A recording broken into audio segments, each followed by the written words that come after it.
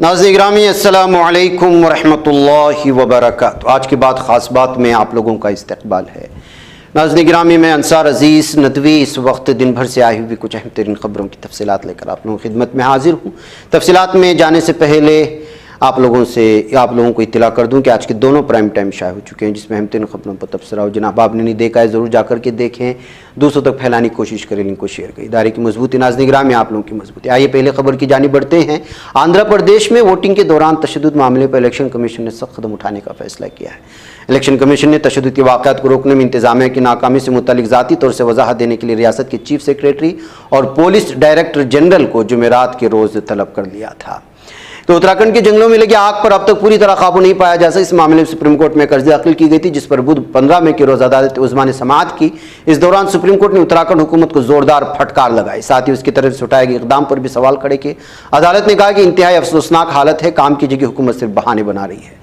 Supreme court نے ریاستی حکومت سے پوچھا کہ آپ نے آگ سے نمٹنے کے لیے 10 کروڑ روپے کا منصوبہ تیار کیا اور اس کو منظوری بھی دی، لیکن صرف 3 کروڑ روپے کیوں خرچ کیے؟ ریاست کے جنگلوں میں آگ کے باوجود حکومت نے وہاں مصروف ملازمین کو انتخاب میں کیوں لگایا؟ عدالت نے کہا کہ آپ نے ہمیں جو تصویر دکھائی، حالت اس سے کہیں زیادہ خوفناک دکھائی دے رہی۔ اس پر حکومت کی طرف سے پیش وکیل نے کہا ہم بایو ایندھن کے استعمال کو لازمی بنا رہے ہیں۔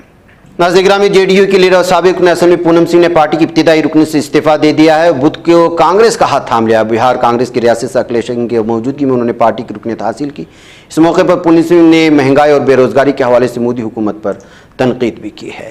سپریم کورٹ کے chief justice D Y Chandrachud نے کہا کہ جج کہیں کے شہزادے فرمانروا نہیں ہیں، ان کا کام خدمت فراہم کرنا ہے۔ انہوں نے یہ بات برازیل میں G20 سربراہی اجلاس کے دوران کی۔ چیف جسٹس چندرچوڑ نے کہا کہ جج ایک ایسا افسر ہوتا ہے جو توہین کے الزام میں مجرموں کو سزا دیتا ہے اور دوسروں کی زندگیوں پر اہم فیصلے کرتا ہے، اس لیے اس کے فیصلے لینے کا عمل شفاف ہونا چاہیے۔ سپریم کورٹ نے بدھ 15 مئی کو UAPA معاملے میں دہلی پولیس کے ذریعے نیوز کلک کے ایڈیٹر پر کی گرفتاری کو غیر قانونی قرار دیا۔ اس کے ساتھ ہی عدالت نے بیرپر کائست کو رہا کرنے کا حکم جاری کیا ہے۔ دہلی پولیس نے پرکاست کو نیوز کلک میں چینی فنڈنگ سے ہندوستان مخالف سرگرمیوں کے الزام میں گرفتار کیا تھا، تب سے وہ جیل میں تھے۔ دہلی پولیس کے ذریعے اپنی گرفتاری ریمانڈ کو سپریم کورٹ میں انہوں نے چیلنج کیا تھا۔ ناظرین گرامی، آندھرا پردیش کی ضلع پلناڈو میں بس اور ٹرک کے تصادم کے واقعے میں 6 افراد زندہ جھلس کر ہلاک ہو گئے۔ حادثہ ضلع کے پاؤمرو گاؤں کے قریب شب میں تقریباً 2 بجے اس وقت پیش آیا جب پاچورو اسمبلی حلقے کے چنا گنجام گاؤں سے 40 مسافرین کو لے جانے والی بس اور ٹرک آپس میں متصادم ہو گئے تھے۔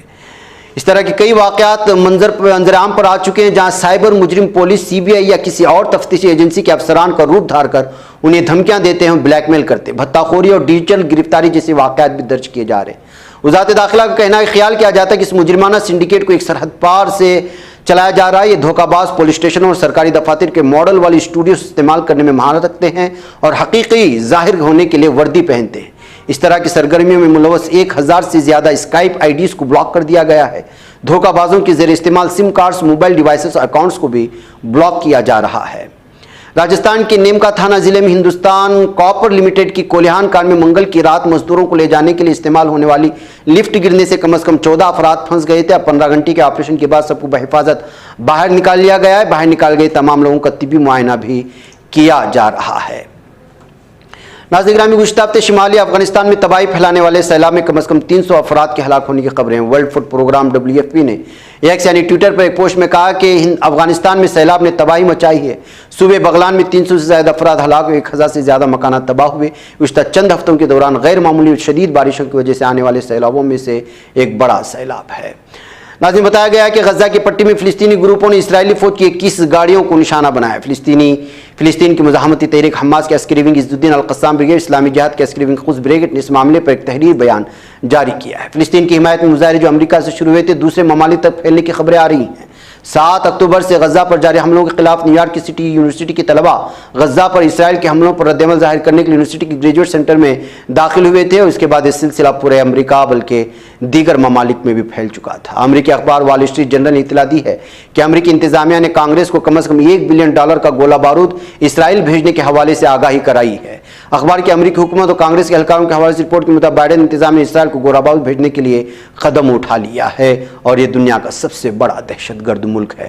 جنوبی امریکی ملک پیرو میں ایک مسافر بس کے الٹنے سے 13 افراد ہلاک جبکہ 18 زخمی ہو چکے ہیں۔